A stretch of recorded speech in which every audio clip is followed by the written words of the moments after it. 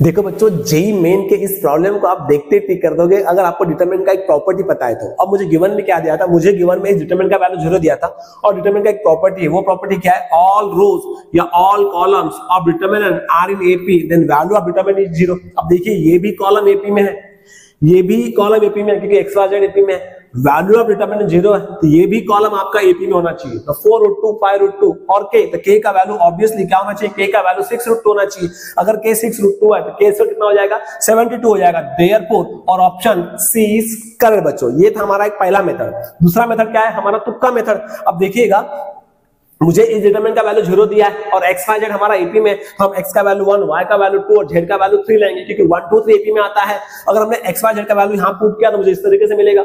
और अगर हमने इस डिटरमिनेंट को आगे सॉल्व किया तो k का वैल्यू 6√2 आएगा। अगर k 6√2 है तो k से कितना हो जाएगा बच्चों, 72 हो जाएगा। देयरफॉर और ऑप्शन सी इज करेक्ट बच्चों।